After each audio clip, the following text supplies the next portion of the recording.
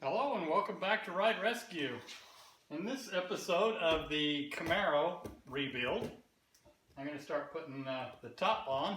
We got all the top frame all pretty much adjusted to where I want it, but when you start putting on the material, it has a tendency to pull the frame this way and that way, and so I'm sure there's going to be some adjustments I'll need to do to it. But for now, I'd like to inspect the top. I haven't opened the box yet. I'll make sure I have everything needed. This is real exciting that this is in here. I didn't expect that. This is the windshield welt that goes across the top. On the last couple of tops I've had to do, it came with the material, but it didn't come with the bead welding in the side of it. So I had to take it to an upholstery shop and have them sew it for me. So that's exciting, that's in there.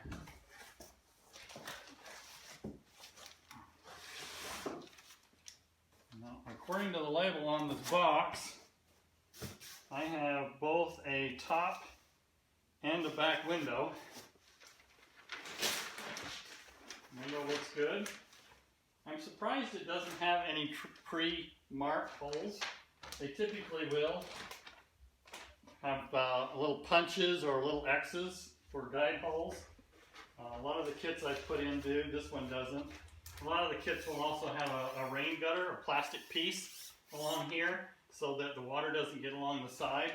But there's really not much likelihood of that anyways. Even if it did get around the side, it just goes down into that side channel anyway. So they're not really necessary. Inspect the back window.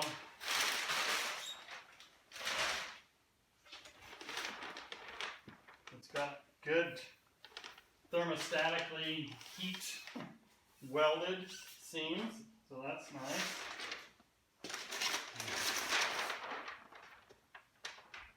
Crystal clear, no scratches. A very nice piece. This is the cover that goes across the staples in the back window. 8-year warranty. It's a decent warranty. It does have a must read before installing. I'll make sure to read through that before I get started.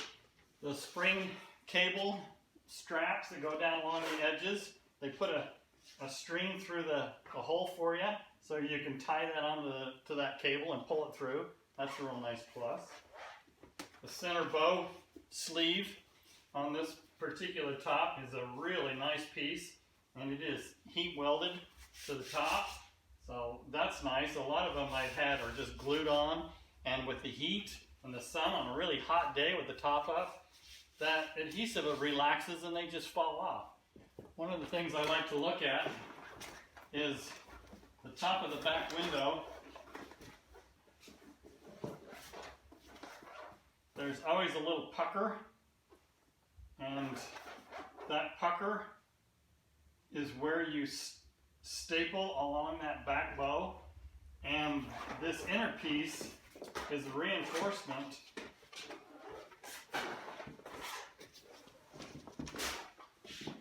and where that reinforcing panel is and where that pucker is, they need to be in line, because when you staple this top on, that reinforcing panel is where you need to staple. And if that is up too high on the bow, then you see it, and if it's down too low on the bow, it has a tendency to pucker in the middle. So there's a couple of things there that I like to watch for, but looks really good.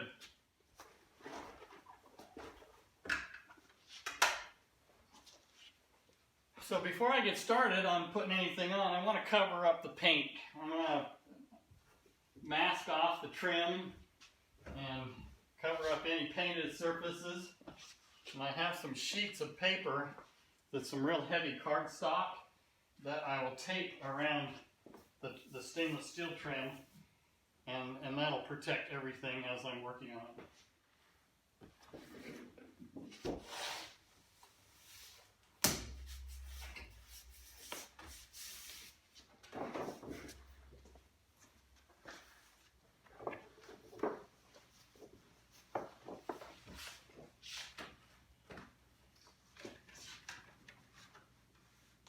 These are the pads that were across the top on each side.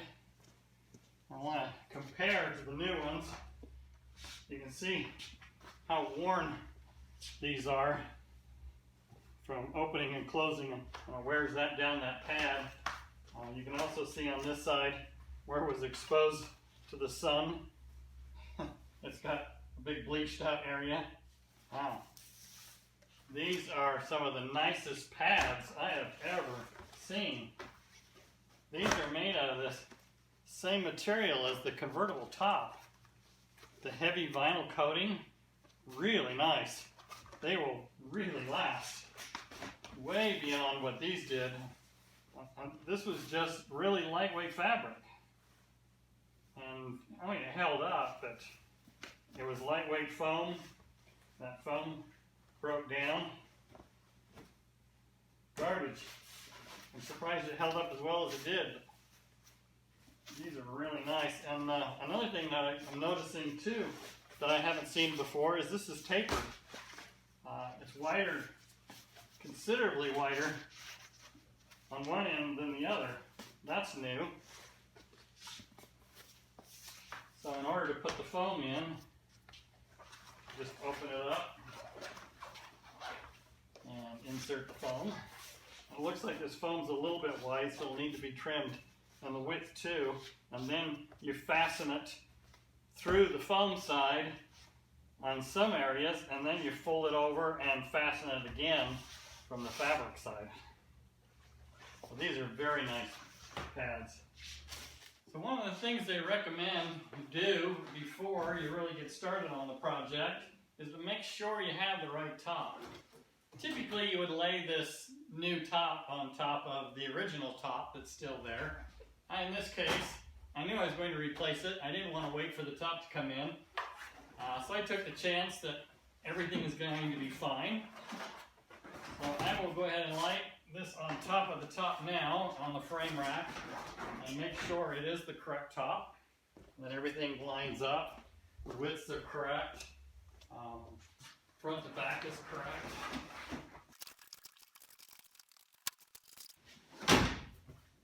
Looks good. And typically, when you're doing a top, you don't tear everything off, but in some cases, like this one where I wanted to refinish everything, and I wanted to make a lot of adjustments and inspect all the hinges, you take it all off and then you lose a lot of your dimensions. But one of the easy ways is to just kind of loosely put everything back on again, especially the pads.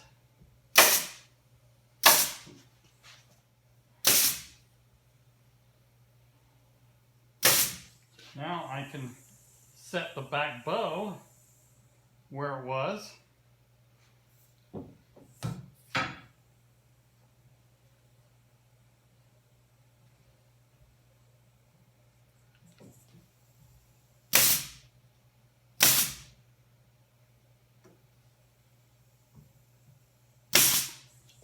Now I know I have this back bow where it needs to be. And so when I'm setting that bow on that side and I'm setting that new pad, now this will be in the right spot. I did make some measurements for this area and I'll double check those.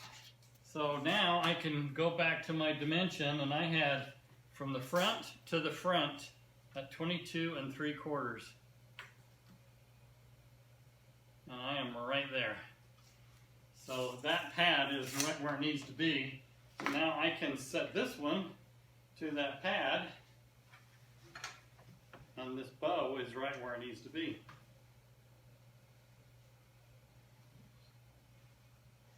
So I will go ahead and cut that foam to fit inside of this edge to edge, and then I'll need to heat these up. The old one was just regular fabric, and a very light duty fabric at that.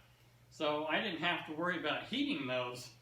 But with these being a heavy vinyl, I'll make sure and get it warm so that I can really pull that tight, so that when they do heat up, they won't relax too much. I'll lay this new pad on top of the old one, and then I'll just use regular sidewalk chalk that I got at the store.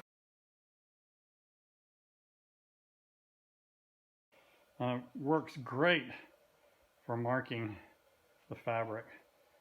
So that's where I want to make sure that my foam piece, I have at least that much on the foam, and then when I get all of this set up inside, then I can cut the foam and cut the fabric and then permanently staple this in. So I want to press this foam tight against this seam on this edge, and then I want to trim this other opposite side. This end is perfect, but it's getting way too wide as I get closer down. I could probably force some of it, but it's just going to pucker. So I'll mark it where I want to trim it. And now I'll be able to just take some scissors and trim that off. And then once I staple the one edge, then I can just force it, pull it tight, and then finish stapling. Now that I have that trimmed, I can force it in between those two panels and it stays smooth. And now I can fold this over it on both sides.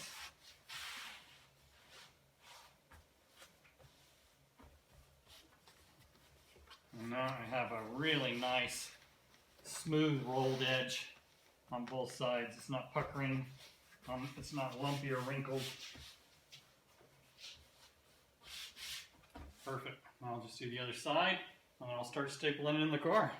One of the measurements that I made is from where the spring cable goes to this corner, and it's 43 1/4 on both sides.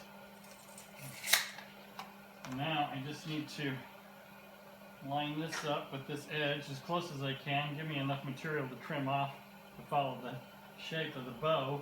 There's a little bit of an indentation right here, so I want to just follow that indentation with this bead along each edge, and I'll start off with that as close as I can. I would say probably leave about 1/4 to 1/2 inch, and I'll just staple across here. And that indentation now, once this is stapled down, the back window goes right on top, so that keeps the back window flat. I want to line up this bow. There's a little bend in that one, and then there's a strip on this center bow here, and then the front one. If you get ahead of yourself, and if I was to staple this and put more staples here and a staple here on the front, and then I start setting my back window and I have to come back and move something, I have to pull these staples out. With the fabric, you won't notice the staple holes in the fabric. Now on the vinyl, you'll definitely see the staple holes in the vinyl. I want this edge to be down on this bar, and this is really well hidden. So if I want to start out by stapling this corner right here, if I have to remove it and move it, this is really well hidden. Now I want to make sure that it's all in a straight line. I don't have sagging anywhere. I want to line up this edge. I want to make sure that these pucker points aren't going to be showing on the outside. So I want to crowd this edge but not get too close down to the edge. Okay, this is looking good. Now I'll do the other side. Now I know I have plenty of room to work with if I need to move this bow a little bit. Plus I have the top rack, it's unlatched, so everything is loosened up just a little. So I can go ahead and cut this edge, and then I'll be able to start working the back window in. And you can work right, there's a metal edge, it's a channel, and you can work right along that metal edge and give you a nice straight edge to cut against. And the razor blade will just slide down into that channel.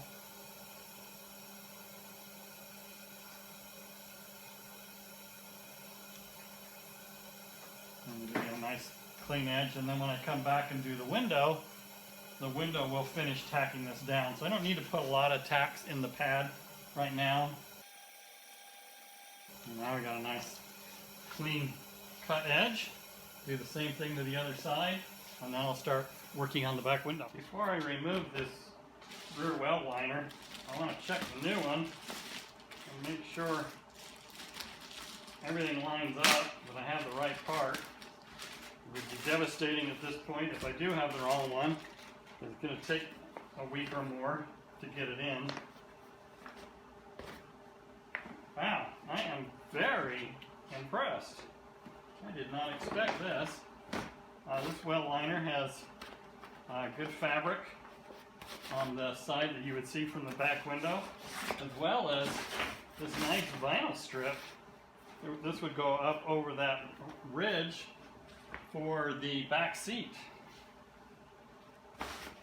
Very nice. I've never seen this done before. This is new. This well liner is much better than this one. This one was not deep enough, and it had a tendency to pucker up, and that's why this tore on the ends. This new liner,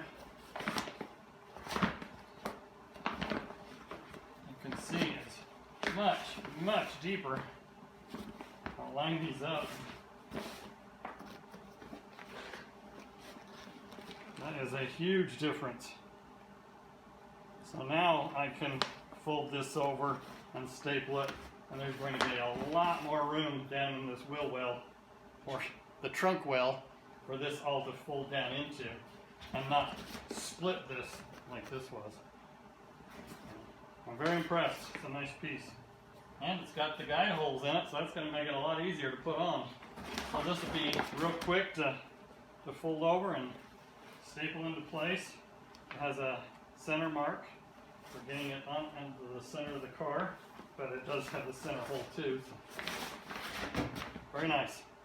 We'll finish cleaning this up, and I'll start putting that on. We're putting on this back window liner. We find the center line on the center line. Now, I like to run a staple in two directions.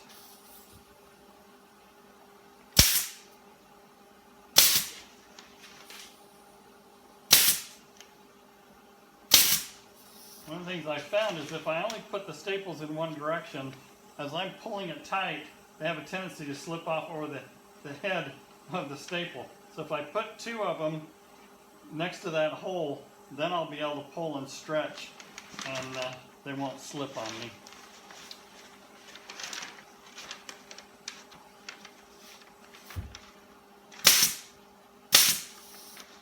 On the back window, I'll do the same thing.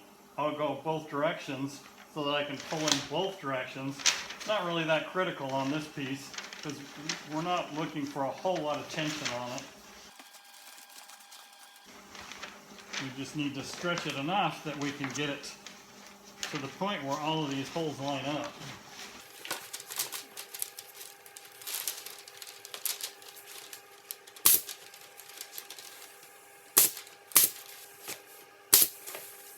These holes aren't exactly lining up. This one lined up perfectly. This one's perfect, and these two are off, so I'm going to have to cut these. I don't need to do a whole lot of staples because once I do the back window and the side panels, they're going to add so many staples that I just need a few to hold it in place while I'm getting everything set.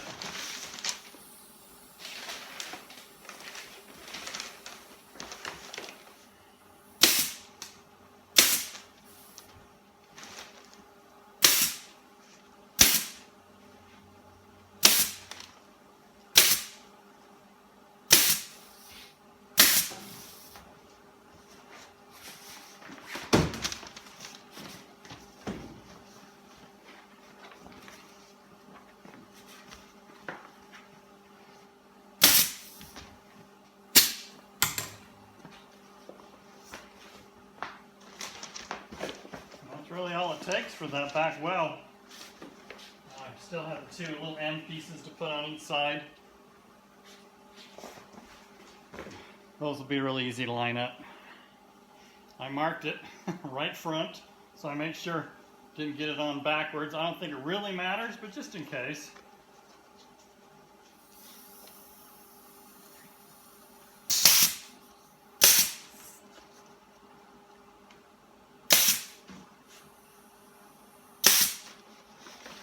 Now if that is lined up like it's supposed to be, there should be about a 3/8 gap in there.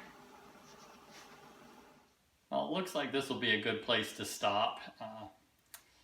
I was hoping to do a video of the full top and just really blow through the whole thing and just give you an overview of the pads, the well liner, the back window, the top, and all the finishing touches.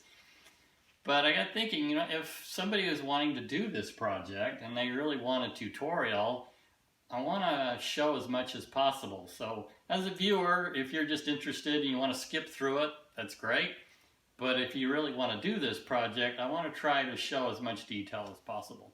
So I'm going to break this up into 3 videos. Hopefully I can get enough information in the 3 that it all makes sense. Really appreciate you watching my videos. Give me a like, leave me a comment. I love to hear from you. And please subscribe if you haven't already. Every little bit like that helps me get my channel built and I can keep bringing in more content. So thanks again. Goodbye for now.